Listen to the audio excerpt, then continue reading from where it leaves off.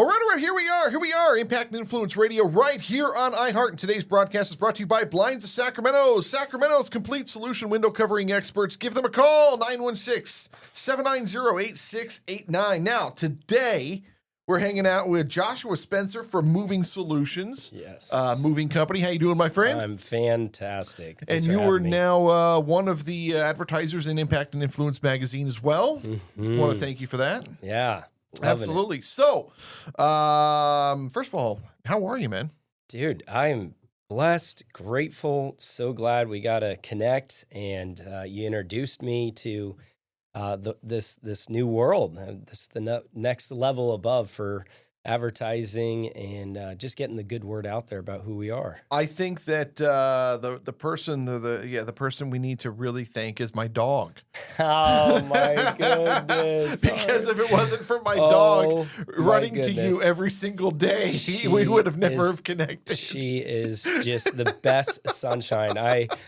I so often tell people I know majority of my neighbors by their dogs. That's so funny. And Harley is dear to me. She is just my love, and she knows it. And when she sees me, she starts bunny hopping, and it's just the best day uplifting moment. Isn't it? You get on social media, and I try to only follow a few different things on social media.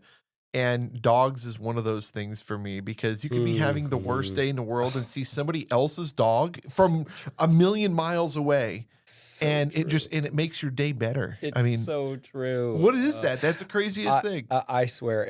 I feel like it's the empath in us that makes us fathers and have nurturing parts of ourselves that's inside, where we just think about, oh my God, I just want to cuddle and love you. You're so cute. So why don't you have a dog? Oh, that's a great story, actually. I used to work at a pet hotel, and years ago, 15 years ago, and I actually had many opportunities to rescue. And so many people just said, this guy loves dogs so much. He'd be the perfect father and prospect to take this dog, to take that dog. And so many times I painfully had to withdraw because of my living situation. And then soon my career started with my moving company, where you're traveling a lot. Traveling a lot is a big thing. And I just did not, to me, it's unfair to them. And well, you can take the dog with you, but then the other argument is you're in and out of a truck all day long. You'd be leaving the dog in the truck because it couldn't go in people's houses and stuff. Yeah, I've tried to argue to myself, maybe it'd be a good mascot. It'd be a company mascot. Just get a dog, Josh. Never did, though. So still haven't. Maybe one day. So it's a lot more work than people think, dude. Oh man, yeah. It's a lot of work. 100%. And in the state of California, I've actually said this is the last dog I'll ever have, not because there's anything wrong with my dog, but because the California laws have just gotten so crazy, and people are so irresponsible with their dogs that it really makes it difficult. Yeah. It makes it a lot more difficult. Vaccines and whatnot. And that I'm not worried about. It's the people that don't keep their dogs on leaches, and then their dog runs up and then bites your dog. And I mean, your neighbor, Damon. Yeah, I was going to say, my neighbor and what he went through with Buddy. It's crazy. Yeah. All right. So Moving Solutionz. Let's talk. We've talked 4 minutes about dogs, which is okay. I mean, that's what we're going to do here, right?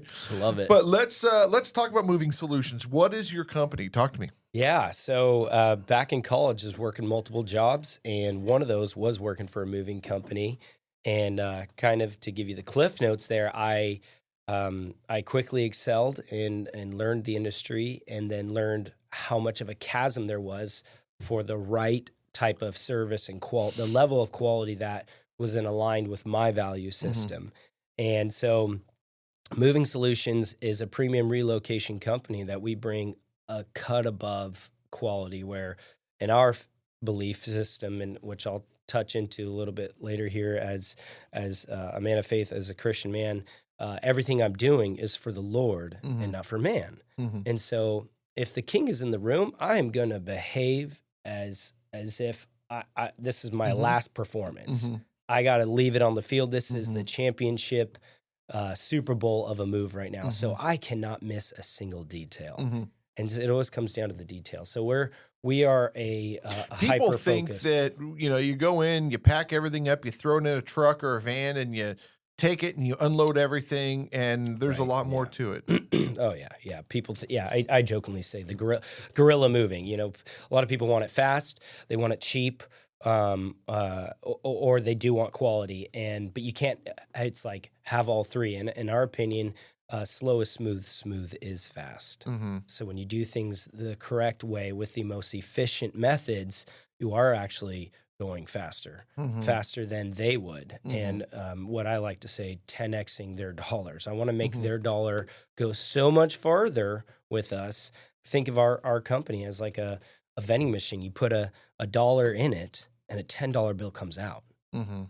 And I remember when I read that analogy, I was like, in another book, and I was like, holy smokes, that's exactly what I want to be. I want people to feel, wow, there's so much value we gained from this. Mhm. I want to vote with my spending dollar for those guys. So how long ago did you start this company? Yeah, so 2011, I was 2010. I got into the industry. 2011 was when it was proposed to me that you are well enough to start your own company. You should, here's steps A, B, and C. And so I got on a service referral platform Mhm. and spent a couple years. I call kind of internship, Uh-huh. building the roots of the foundations of what I wanted to instill in a moving company. So 2011, 2012 is when we launched. So I would say online, because we had the service, but it was, getting licensed in 2012, August of 2012, and then starting to add on the insurance and all the different parts of the business. So becoming legit. So you look a hell of a lot younger than you are. Yeah, then. thank you. Yeah, that's good. How old are you? That's great. That feels good. Yeah, I'm 35. So, Okay. But my answer to that is, how old would you be if you did not know how old you was? I mean, I would say that you were 30, maybe. Yeah. Maybe. That feels great. I appreciate that. I will so take that compliment. I see the lines at night, the deep creases. So. Yeah. And I feel it. What's funny is when I was 35, I felt young. I was still riding Harleys and doing my whole thing. And then God, you've got a story. You know my part of my story. Yeah. And then 40s, everything slowed down. I got rid of the Porsches. I bought a Buick. And it wasn't like a midlife crisis thing. It was like, all right, I've done all those things. I'm not interested in that anymore.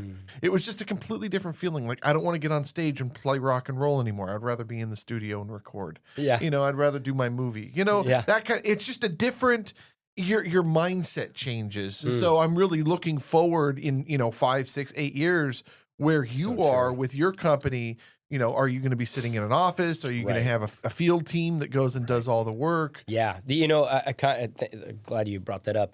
I'm in a very enjoyable transition right now. We're kind of aggressively expanding and growing our operations. And I personally, my childlike self loves being in the trenches with my guys on the forefront, sprinting up and down stairs, showing them the pace.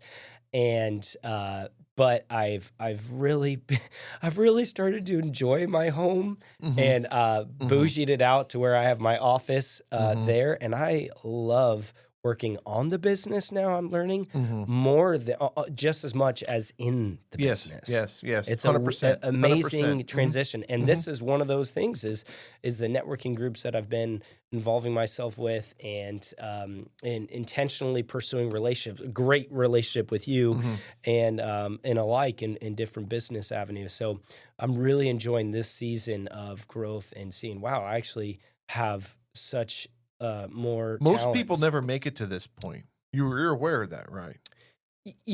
I have to give myself grace and remind myself of that, but I don't. Most people never make it to where you've made it in the tenure of entrepreneurship. Most people, if they started in 2012, they're out by 2014, especially with market shifts and, it gets difficult. They have to, a lot of people get into business because of the money.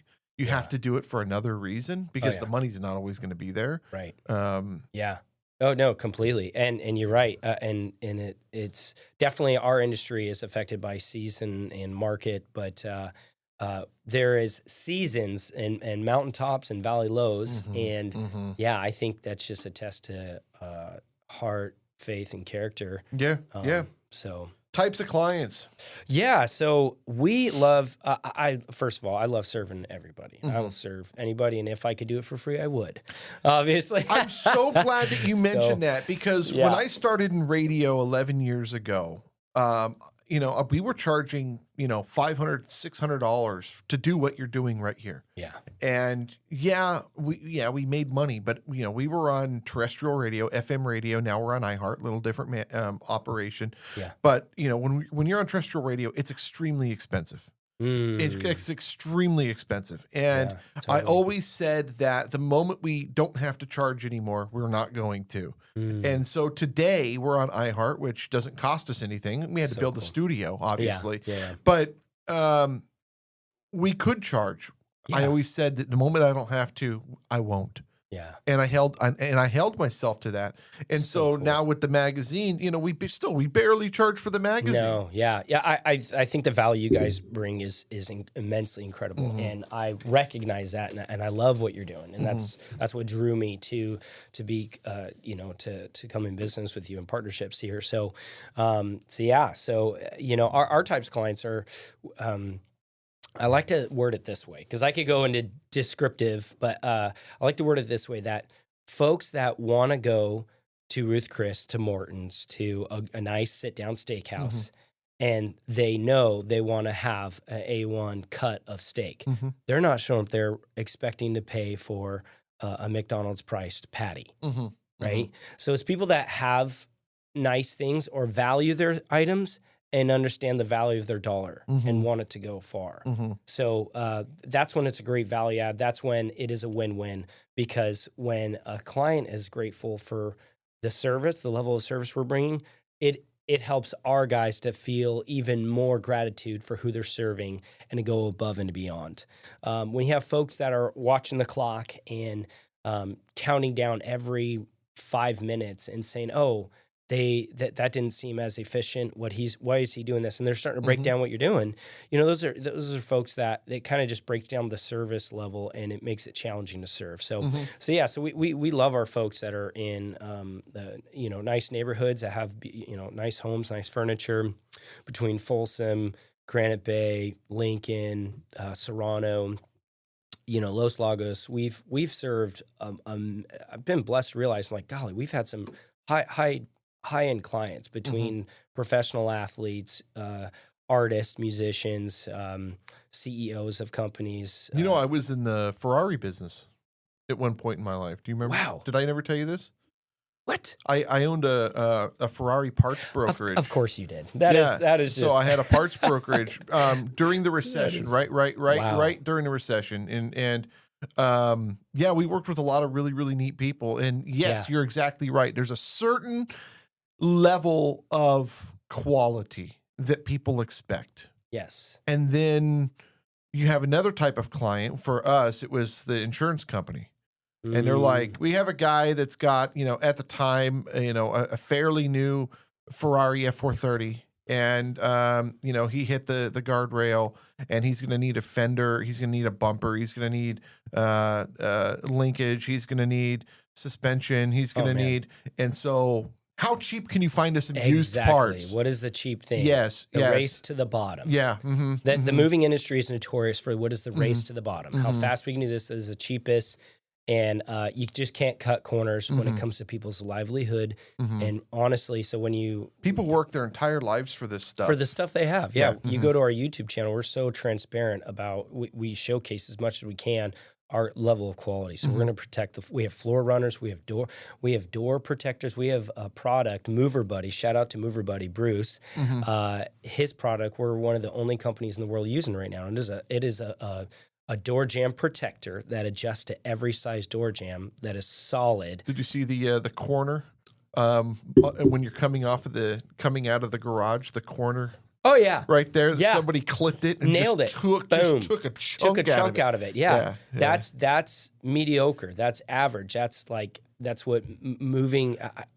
I have to be careful because I don't want to be the guy but that's. that shouldn't happen. It shouldn't happen. I aggressively, because I know, it should not happen, and hands down, and because of my passion for detail and serving people in the highest level. When I see that, I struggle to keep my words, to not vocalize what average, mediocre happened here. Accidents do happen, and of course I know that, but who did not prepare? You know, preparation creates separation, which creates elevation. So, yeah. Very interesting. Okay, so so that's you learned something else about me. So, I love that. Yeah, it's so cool. Let me. So, do you know what is Ferrari notorious for? Notorious or known for it? Notorious. Notorious. Lawsuits. Is it? Yes. Yeah. They will sue you for everything. Oh my gosh! Really? If you buy a Ferrari, okay, yeah, a brand new Ferrari, and you put a sticker on it, they will sue you. No way. If you buy a new Ferrari and you don't sell the new Ferrari back to New Ferrari within X number of years, and you sell it private party, they'll never sell you another Ferrari. No way. Dead serious. So what put me out of business with Ferrari? I have always told people that it was the economy, and it was in a sense. Yeah, you know, a lot of people were losing their cars. It was interesting. You know, it was a very hot time. Everyone was buying exotic cars like today. Yeah. And what happens when you start seeing a lot of exotic cars? You start to not see a lot of exotic cars because the market starts to shift and people start losing their cars. But what really put me out of business was I was sued 3 times by Ferrari. No. 3 separate lawsuits. Quinn, they kept taking my business names. One after another.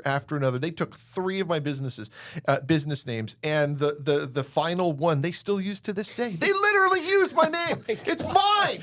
What? They still use it. This is insane. And I was in the business like 6 years, and you can't function in a business when the people you're representing keep coming and taking your intellectual property.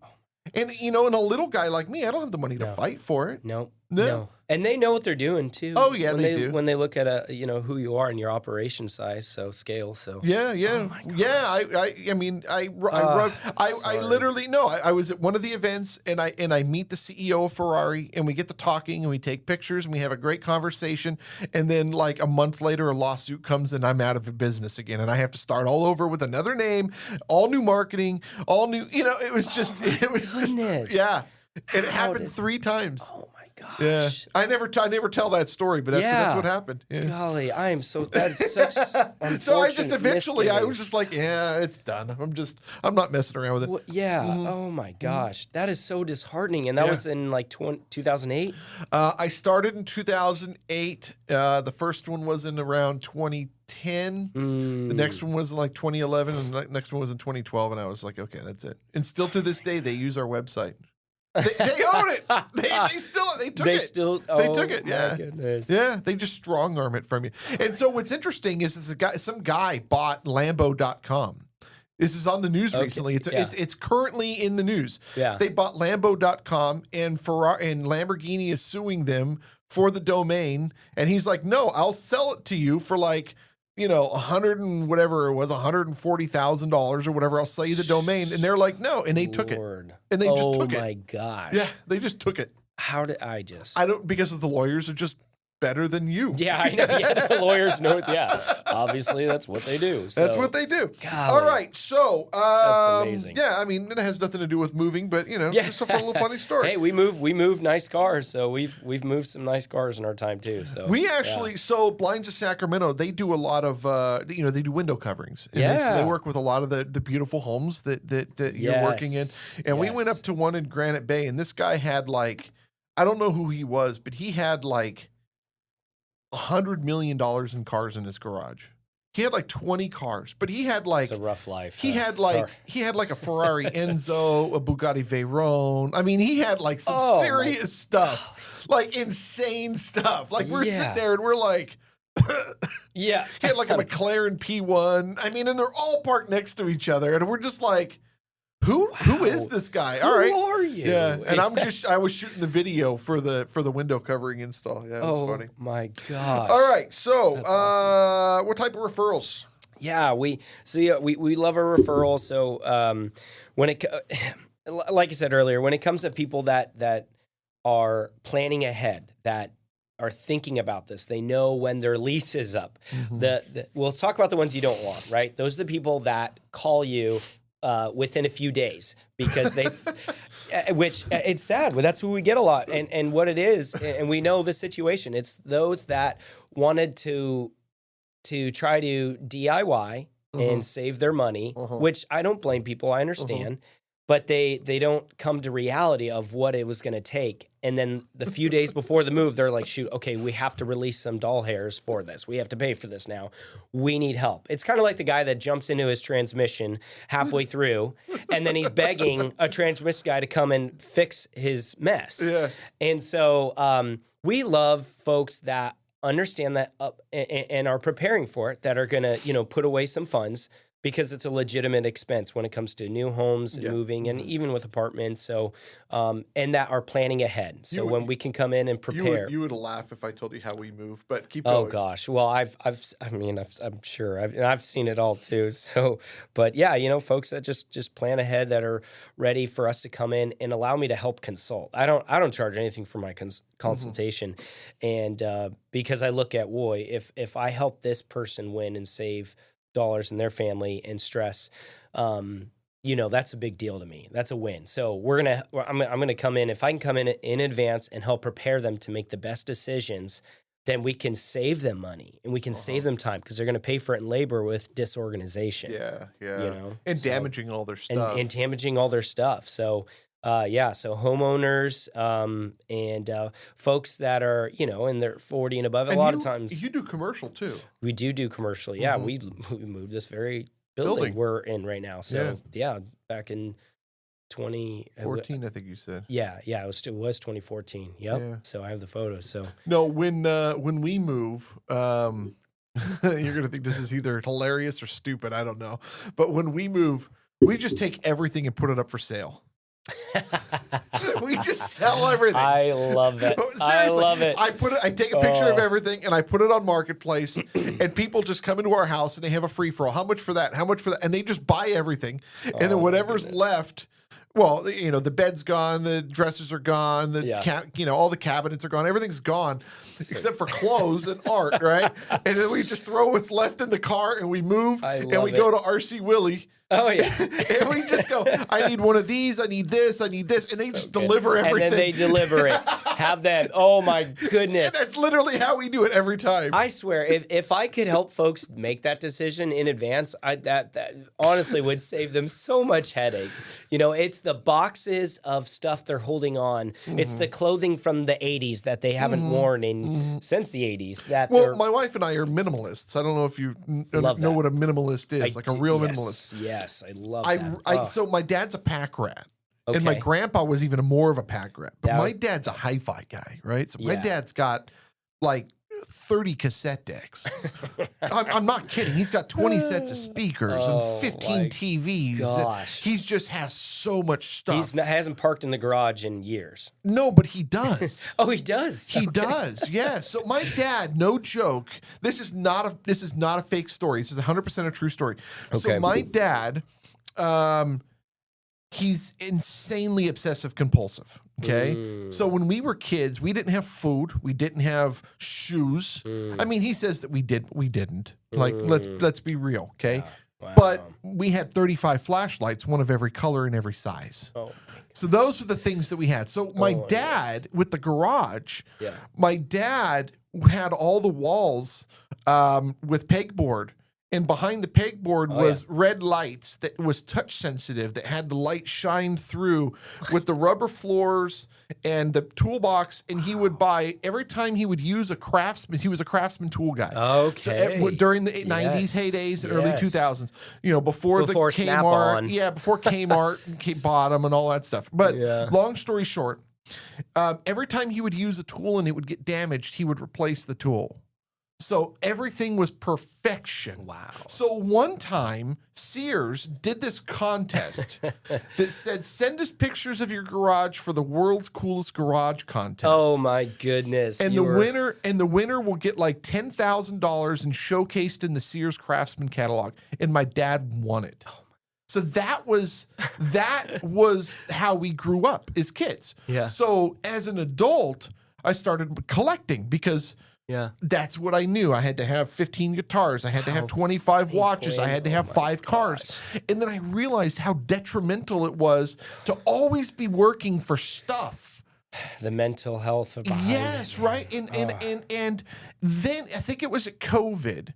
I'm reading. I'm miserable because I can't work to pay for all this crap I have. I've got Harleys and sports cars and Porsches and all this stuff. Yeah. We live in the high rise on the 14th floor at a grand piano in the living room, but I couldn't pay any of my bills. Wow. And I'm sitting there going, how come these people in Brazil that have nothing, or in Mexico City or in Africa that have nothing, are happy? Yeah. And I'm miserable. And I realized that I was living life wrong. Wow. And then I read this article one day about this CEO that's he's like a billionaire CEO, some huge super, I don't remember his name, some guy that owns some software tech company. Could have everything he wanted. And he's a minimalist. And he says that he only has 100 things. So I started thinking about this and I went, if I only had 100 things, what would they be? Well, I have, 24 things are my socks, right? So you start to think about, okay, I only need 5 pairs of pants because you're going to do wash once a week. Yeah. I only need 5 shirts or 6 shirts, maybe 8 shirts. I only need 3 or 4 sport coats. I only need 1 watch. Yeah. I only need 1 pin. I only need, and we got rid of our TV because we don't watch it. We got rid of all the stuff that we don't use. We got rid of all the square footage. We got rid of all the cars. We got rid of everything. That feels good. That's what we call the weight that holds us back on this race of life. And all of a sudden, guess what? You don't have any bills. Yeah. You don't have any bills. You can relax if you want to go out. Mental bandwidth. It changes everything. Yeah. To become a minimalist. Love that. And so people go, how do you watch TV? Well, we live in a resort, for heaven's sake. Yes. We go downstairs and you watch a TV downstairs. 80-inch screen TV. Yeah, we have a theater and a heated saltwater swimming pool and indoor golf and a Starbucks. We're blessed. Yes. Hashtag blessed. Yes. But the point is that in our home, we're minimalists. You'd look at our house and you go, you don't have anything. I have lots of beautiful art. I want you to see my place now. That just makes me because you're the same way? I am the same way. And in recent times, I really became that way. And I've got that hot button in me now. I'm like the bug in me where I'm excited about getting rid of stuff. Yes. Like I only want the same white t-shirts, the same black ones of this I wear underneath here. And then I have my business shirts, which I'm so proud of. And then I wear my gym shirts all have my logos on it. Yeah. And as a single dude, just 35, like this is just what my life looks, and I love it. It makes me happy. Yeah. But I remember because of the pain of the mental bandwidth of always being like looking for something, right? Or just looking shopping. for clothes. You're always shopping. Yeah, there you go. You're always looking. Dishes. And here's what I've noticed about shopping. Here's what I've noticed about shopping. The more you start looking at stuff you want, the more you unappreciate the things you have. Yeah. Oh, so true. Holy smokes. It's like profound. No, it's like profound because that's so good. Because and people do that with spouses and they do that with food. And they do that with belongings, and they do that with their work. Yeah. You quit appreciating where you are when you're always looking over there for what that guy has. Boom.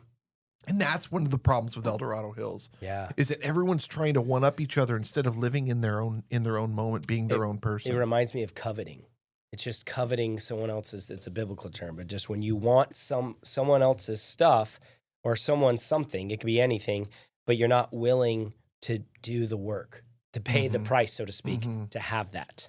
So you're obsessing over being envious and jealous over what they have, Mhm, right? So, mhm. anyways, I think about that Very strongly. interesting. Yeah, Okay. And then of course love it. your passion. Talk to me about your passion. Why have Yes, you I love done this this. to yourself? So good. I know, exactly. That's so funny. So I could talk the bark off a tree on this subject. I mean, for me, I learned that this became my calling in life. Mhm. Okay, so Is it business or is it moving that you're calling? yeah, it's you know what? For me, it's creating. I'm a It's creator. I could care less Oh about the my money. gosh, everybody look up Myron Golden on creation.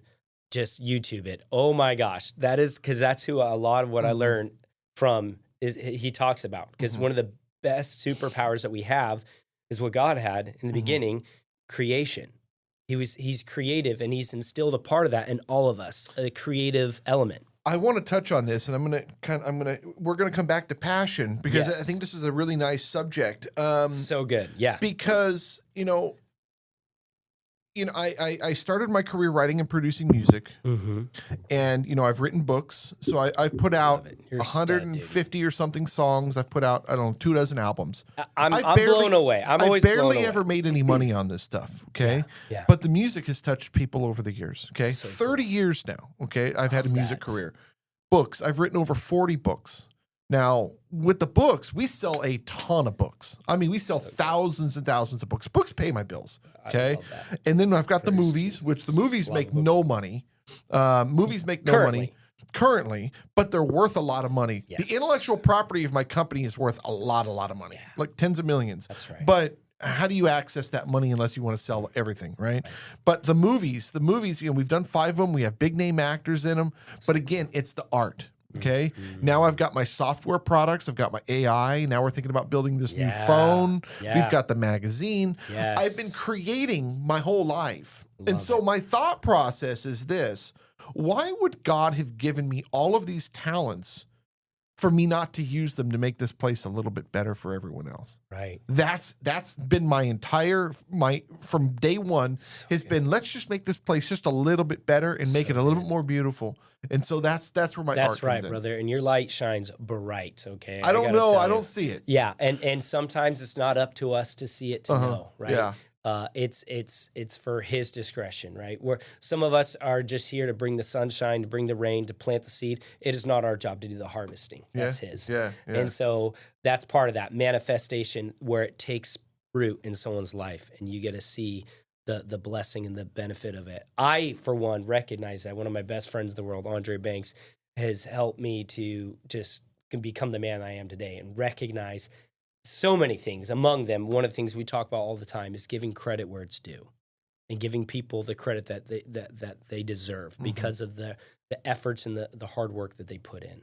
And you, my friend, have done that diligently. And I guarantee you, you're making your maker smile all the time when he sees you utilizing that element of creativity in you, which is such a beautiful thing. So creation is amazing. Our imaginative minds and our ability to bring nothingness, to bring out of nothingness, to bring something so beautiful. And that's what the Word did. He spoke it into life. And that's what you're doing. Yes. So for you, your passion is it the fact that you built a moving company, or is it the fact that you're building? It's so exciting. So I was talking with a good buddy of mine recently about that you know what?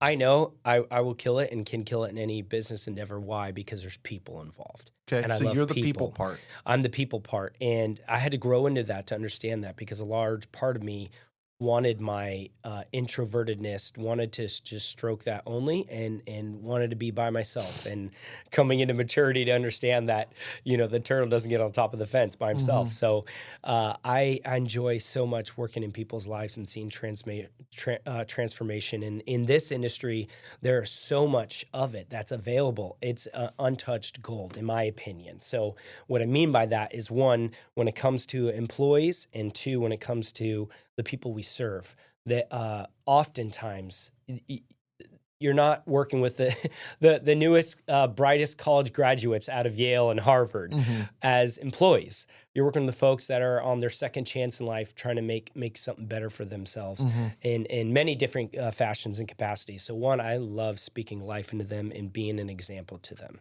and giving them an opportunity. I think that's why I like writing books. Totally. is because, Oh my gosh. for me, yeah. it started with, how did you do that? And I go, oh God, I've told this story 1,000 times. I don't have time to tell this story 1,000 more times. Yeah. I need to write it into a book. And that Boom. kept happening over and over again. So I just kept writing books. Every time I would learn something in life So that was of a cool. good subject that with trial and error, I would just write it into a book. So cool. And so there's like all these different books of all different parts of business, all different facets and different things that I've learned over the years. Brother, that is amazing. I could show you on my phone right now. I've got 184 just in iCloud notes on my Apple phone. 184. I'm a note taker and a thought journaler. And so I have so much value or appreciation for what you're doing there. I'm putting your books on my shelf, okay, mister? So I'm going to get some of your what books. I would recommend is as you continue to build your company, Yeah. what I would do if I were you, we all want to create passive income. Oh, yeah. Books are a very, very good way to create passive Myron income. Golden talks about that. Okay. That's what he talks And about. Amazon gives you a wonderful platform. It doesn't cost you anything. Okay. My sister wrote a book too. I've seen this. Yeah. And so I love this. And with ChatGPT, you can say, okay, well, I want to write a book on this topic. What should my 10 chapters be? And then in each of those chapters, you tell your story. Love and that. you say, hey, I want you to write this into a chapter, and it will. Now, that's how I write now. Yeah. The first 35 books I wrote, I actually had to write because we didn't have AI available back then. But now, yeah, I can write a book in an afternoon because I've already got everything I need to say. Yeah. ChatGPT actually puts it in formats everything and handles We'll everything definitely now. touch base on that after. I'd love to. Because pick your it brain just on that. create Yeah. passive income, just tons of passive So income. cool. And we're approaching on Kindle by the end of this month we'll have hit 60,000 pages Let's go. on Kindle. Yeah. Good job. 60,000 pages. Think about that. Slava Bogor. 60,000. I was going to ask you about that. Do you have Russian? Are you Yeah, Russian? я учу русский in Ukrainians. So I've been learning over the years just because of работник, so my employees. So yeah. So I do not have any, but my friends always jokingly say I'm doing it to find my Anastasia. So,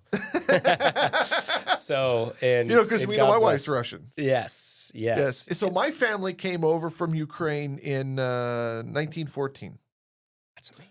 Yeah, Wow. the revolution. Yeah, 1914. Yeah, and my wife's family came over from Uzbekistan in 95. Oh my goodness. And then here's the other thing. I was born in England. What? So yeah. Oh So yeah. I was born in Hey, England. Yeah. So I didn't draw the glue. you didn't. Okay. Yeah. So that's what I love about America. Yeah. Is Yes. It's just a cesspool of all these wonderful cultures, and they all So come cool. together. Exactly. And yeah. My grandfather came over, and I think it's 59 from Scotland. Okay. From a place called Mulgai, but he out of Edinburgh.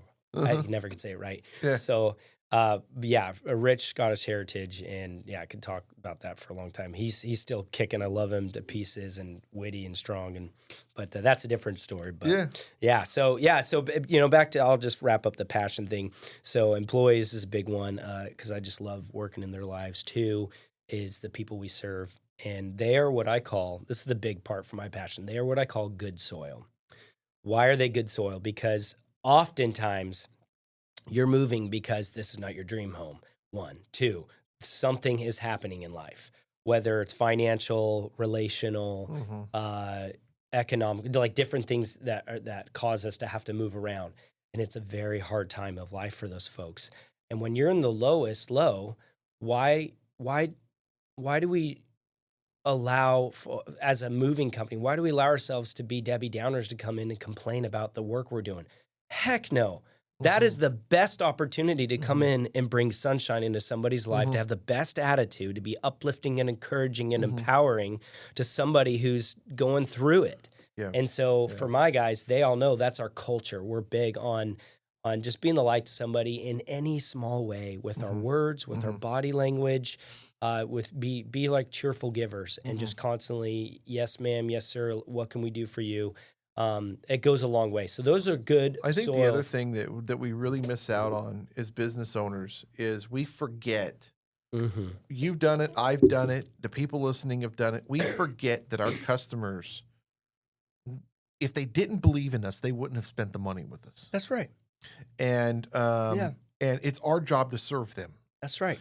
And It's one of the highest callings. every now and again they take advantage, and you've got to cut the client loose. It's okay. Yeah. But the majority of them, are really wonderful, wonderful people. Absolutely. Mhm. I've had And we so forget many that. blessed stories. We do. It's easy to forget that and just treat it as a transaction. Mhm. And I love kind of building a story, and that's one of the things that I was considering writing or doing a podcast on, just talking about the crazy stories we've seen in the moving industry and the people we serve. But yeah, just remembering the great people we've served all around this area for the last 13, coming on 14 years. So those are cherished memories to me. All the places I've gone and all the things I've seen, all the different stories I've learned. You get to learn people's stories when you build trust during those times. We were shooting a house during COVID. I was shooting a lot of real estate for realtors and so forth, investors and stuff. We had this old couple, really sad situation. They were married like 45 years, God and they were bless 'em. getting divorced. And I'm thinking, why are you getting divorced? I guess he had gone on a trip and hooked up with some chick or something, and she had found out about it, and still I'm thinking to myself, like, why would you throw away 45 years? You've worked so hard for that. For something so short, transactionally, instant Stupid. gratification, Yeah. just not going to last. You know what I'm saying? So sad. I know. So they were. The thing that was interesting is they weren't even bitter about it. They weren't like rude to each other. Wow. They were really, really nice. So why are you selling the house? And Interesting. She told the story and he told the story, and so what stuff are what are you keeping? What are you moving? We need to know for the staging and that kind of thing. What we're gonna shoot, and it was like the whole situation was like really, really sad. Yeah, she's gonna keep that. I'm gonna keep that. That kind of thing. And I'm just thinking, it's like, so where are you going? And I think he was gonna be moving overseas. Oh, it was his thing. He was like, he's just gonna start a new life. He was moving to I want to say he was moving to like Spain or something. He was just going to start a new life, and she was going to buy another house out here. And I'm just thinking, like, what a waste. It is. We see a lot of that too. We've a huge, I should look at the percentage, sadly, but of clients that are divorces. And we've had many of those where we move them both. And it's a debate of, oh, this was mine. No, that is mine. This is what I was keeping. How are they, though? Are they really bitter and stuff, or are they more of adults? Depends on the situation. How long it's been going, how long they've been cohabitating. If he got a separate apartment and she stayed in there, now they're finally moving, like how long it is. So, but it only had a couple really scary negative ones where the police were called because they wanted to prove, no, you can't take this and this. So, but it's really unfortunate when you see that breakdown in a covenant that you just make. You look at it as a lesson and you go, okay, that's a mistake I'm not going to make. That's exactly. Boom. Nailed it, Quinn. Yeah, it's a mistake I'm not going to make. Yeah. And the other thing is, people get really attached to their stuff. It's just stuff. Let me share this thought I had the other day. I said, and I know we've all came to this before, but this realization. But my dad, David, he's always said, it's all going to burn in the end, anyways. In the way he says it, though, it's just hilarious. But it's just stuff. It's all going to burn in the end. My dad's in love with stuff. Yeah. And he calls me. He hasn't been around most of my life, and he calls me on my this last birthday, and he goes, we're not going to have a lot of time left, and we really need to really work on this relationship. And I'm like, okay, cool, let's do it. And he goes, so how much of this stuff do you want? And I'm like, I don't know. Why do I want a house full of stuff that I was abused in? You know what I'm saying? If you had wanted it, you would have came to him to ask for it. You know what I'm saying? Like I don't want any of this. And I was really, I told him, I said, you feel obligated now. Well, I told him, I was like, I want your stripes from his military. He has them framed. I want his stripes. And I'm supposed to get grandpa speakers because they're supposed to stay in the family. That's all I could ask. Now, if he leaves me the house and all of his other stuff, I don't know. I have no idea what I'm supposed to do with it. I've already told Matt, like, just you handle it. You know, Matt's my my right hand man. Yeah. So I was like, you handle. I honestly, I don't know. I have no idea. Yeah. I have no clue. Bless you, man. That is. I have no clue. People are just so attached to stuff. They really are. The thought I had, I was going to say is recently is that I've thought about this before too. That we are just that we're just stewards of the stuff we have, but it's not ours. Like it's not a part of me. Like I jokingly call it this earth suit is what I'm given. In my soul. That is so cool. Yeah. I got this earth suit, but everything else, it's going to be passed on to somebody else. It's not mine anymore. So I'm just stewarding for this time. And it's easier. Our legacy isn't the crap that we have. It's not the crap we have. No, our legacy is, the analogy that I've always said is nobody gives a crap what kind of shoes you were wearing. Right. They only care who you were as a person. Your character, right? Those memories, that's it, dude. It has nothing to do with all the money and all the stuff. There was a magazine ad that I saw years and years ago. I'm a Porsche guy. Yeah. There was a magazine ad I saw years and years ago that said nobody dreamed of owning a Datsun when they were growing up. And so it was a Porsche ad, right?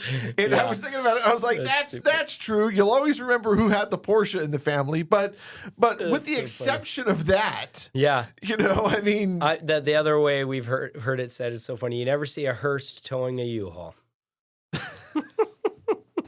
Very interesting. All right. Joshua Spencer, Moving Solutionz with a Z, ca.com, 916-718-2265, 916-718-2265. Anything that you want to add before we get out of here? Just gratitude. And it never hurts to ask questions and consult with folks. You're not obligated to give a credit card or anything, or to make us, give someone dollars. Like, you can always call us for advice, and the best way we can help you make decisions and save money, stress, and headache is just have a conversation around it and allow us to put our passion to an elite process of relocating from one place to the next. Moving Solutionz with a Z.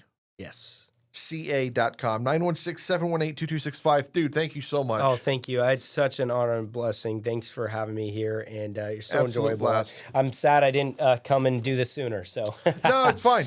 All right, and thank you guys so much for listening. We'll see you next time. Bye-bye. Awesome.